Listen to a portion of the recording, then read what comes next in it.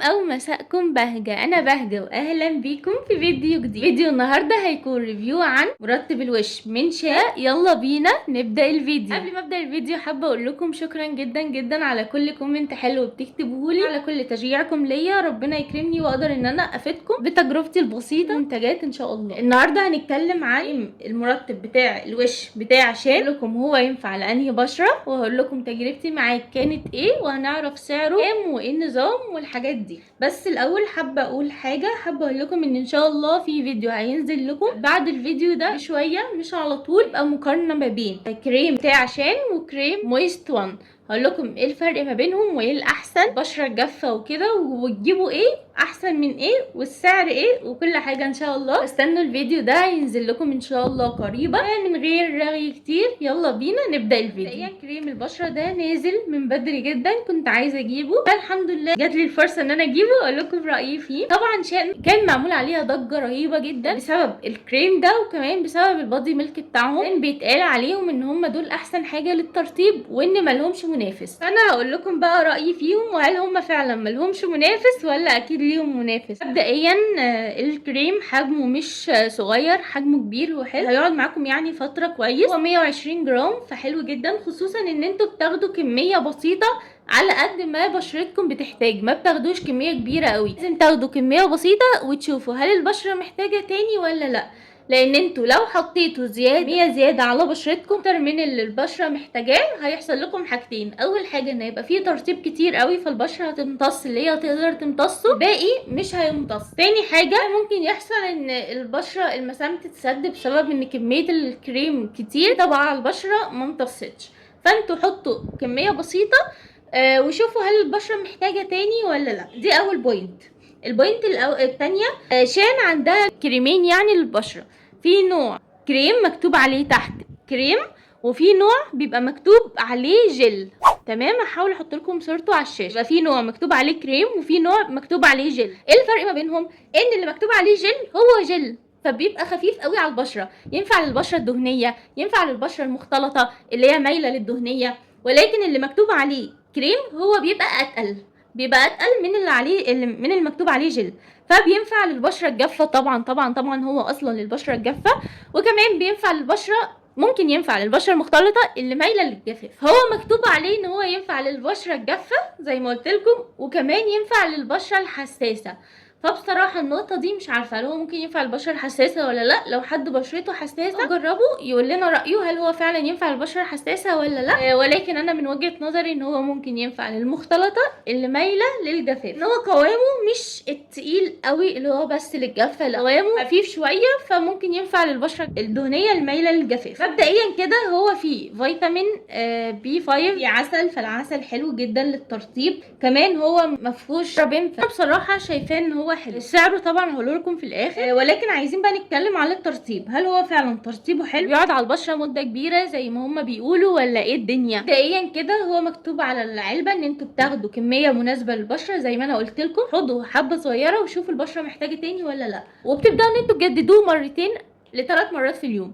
ولازم يا جماعه ان انتوا تجددوه، لان مثلا انتوا خرجتوا بره، رجعت مثلا جو حر، استحميتوا غسلتوا وشكم، فطبيعي بيروح فتستخدموه بعد ما تغسلوا وشكم. او مثلا اتوضيتوا فطبيعي بتغسلوه، بعد ما تتوضوا ارجعوا حطوه تاني، وهكذا. خصوصا ان البشره الجافه لما بتقرب ميه من ناحيه وشها بتجف جدا. يعني انا لما بيجي ميه عند وشي بيجف وبيعمل قشور وبيبقى مشدود، فدي طبيعه البشره الجافه. فاول ما تعرضوا وشكم لميه جددوه على طول باستمرار، ومش هيخلص معاكم بسرعه، برضو على حسب استخدامكم وعلى حسب انتوا بتستخدموه قد ايه. طيب قوامه عامل ازاي؟ مبدئيا انا برضو بحب اي كريم عموما يبقى العبوه بتاعته كده تبقى سهله الاستخدام، وبيبقى مش بسهوله ان هو ينشف ويبوظ، فبيقعد معاكم مده اطول اكتر من اي كريم مثلا بيبقى في علبه بلاستيك او ازاز او كده. طيب قوامه هوريكم دلوقتي قوامه، هل فعلا هو قوامه خفيف ولا تقيل ولا ايه الدنيا. بصوا مبدئيا ده قوامه بينزل على طول من العلبه، مش لازم تقعدوا تدوسوا عليه. قوامه على فكره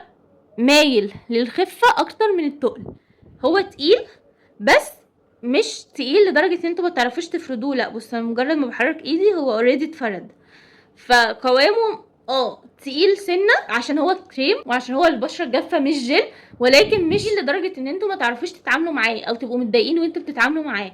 لا، دي اول بوينت. البوينت الثانيه ان الحته الصغيره منه بتتفرد على طول على البشره وبتعمل كبيره يعني، فعشان كده جربوا حته بس صغيره وهل البشره محتاجه تاني ولا لا. انا بس حاسه ان انا كل ما بتكلم ببقى عايزه اقارن ما بينه وما بين مويست 1، فده هخليه لكم ان شاء الله في فيديو تاني عشان ما تتلخبطوا. مايل للخفه، تقيل سيكا بس مايل للخفه، بيتفرد بسرعه وخفيف على البشره، معنى ان انتوا ما بتحسوش ان انتوا حاطين طبقه كبيره قوي كده على البشره، طبقه تقيله، لا بتبقى الطبقه خفيفه على البشره، غير كريمات تانية بتبقى تقيله قوي على البشره. كمان حابه اقول لكم ان هو ينفع في الصيف ولا في الشتاء. هقول لكم هو هيبقى حلو في الشتاء، لكن ممكن نستخدم حاجات تانية في الشتاء. بص هقول لكم حاجه، هو حلو في الصيف تقريبا هيبقى حلو جدا في الشتاء. في الصيف لو الجو مش حر قوي قوي قوي، يعني مثلا مش في الموجه الحاره قوي، هيبقى مناسب جدا في الصيف. ولكن مع الحر الاوفر اللي احنا بقينا فيه، لا ممكن يخلي البشره تعرق شويه. هو هيرطبها بس هتحسوا ان ايه، البشره بتعرق شويه. انا من رايي ان انتوا تستخدموه في الشتاء، هيبقى حلو في الشتاء.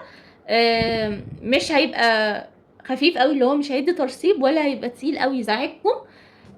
فهيبقى اللي هو خفيف على البشره بس في نفس الوقت ترطيبه حلو. وفي الصيف تستخدموه لما الوقت الجو يبقى هادي شويه، ما يبقاش الموجه الحاره قوي قوي قوي اللي احنا فيها دي. لا، استخدموه كده لما الجو يبقى لطيف. الجو حر شويه بس مش الحر القوي الجامد قوي عشان البشره ما تعرقش، وده احساس وحش قوي على فكره. من وجهه نظري هاتوه واستخدموه زي ما قلت لكم الطريقه. انا بصراحه قررت اعمل كده، لما يخلص ان شاء الله هجيبه. وخصوصا في الشتاء هنشوف بقى مفعوله اكتر من الصيف، يعني هل هو فعلا في الشتاء ترطيبه حلو قوي ولا ايه الدنيا. زي ما قلت لكم بلاش البشره الدهنيه تستخدموه. ممكن تستخدموه لو عندكم اكزيما وبشرتكم دهنيه، تجربوا تشوفوا، لان الاكزيما بتنشف البشره شويه، فممكن تجربوه لو عندكم اكزيما وتكتبوا لي رايكم فيه هل هو مناسب ولا لا. انا بقول تجربوه ماشي، معرفش هل هو مناسب للاكزيما ولا لا عشان ما حدش يروح يجربه ويحصل حاجه ويبقى انا السبب، انا بخلي مسؤوليتي. تمام، هقول لكم بقى سعره كام. سعره كان 150 جنيه، هكتب لكم يعني السعر الاكيد على الشاشه. فهو ده طبعا سعره حلو بالنسبه لبراندات تانية وبالنسبه لانواع تانية. في حاجات بتبقى ب 200، في حاجات ب 250، في حاجات في 300، في 150. ده بالنسبه لي يعني السعر البرفكت، يعني يا ريت نلاقي حاجه سعرها اقل وبنفس المفعول، يعني هبقى مبسوطه قوي. فبس دي كانت تجربتي معاه ودي كانت رايي فيه لحد دلوقتي. انا بقالي حوالي شهرين بستخدمه. باذن الله يعني لما ندخل في الشتاء اكتر ولما استخدمه اكتر ولما العبوه تخلص هطلع بقول لكم بعد ما خلصته وتجربتي النهائيه هتبقى ايه. ده رايي المبدئي فيه. وده كان فيديو النهارده. استنوا المقارنه ما بين مويست 1 وشام عشان اقول لكم تجيبوا ايه وما تجيبوش ايه وانهي الاحسن. فده كان فيديو النهارده. لو فيديو النهارده عجبكم يا ريت ما تنسوش تعملوا لي لايك، شير، تشتركوا في القناه وتفعلوا زر الجرس عشان يوصل لكم كل الفيديوهات الجديده. واهم حاجه ما تنسوش ان شاء الله كل خميس عندنا فيديو الساعه 4 العصر، فاستنوه. وفعلوا زر الجرس عشان يجيلكم اشعار لما انزل الفيديو. واستنوا بقى ان شاء الله الفيديوهات اللي جايه، واي فيديو حابين ان انا اعمله اكتبوا لي تحت في الكومنت باذن الله عشان اعمله لكم. واشوفكم ان شاء الله على خير في فيديو جديد، ومع السلامه.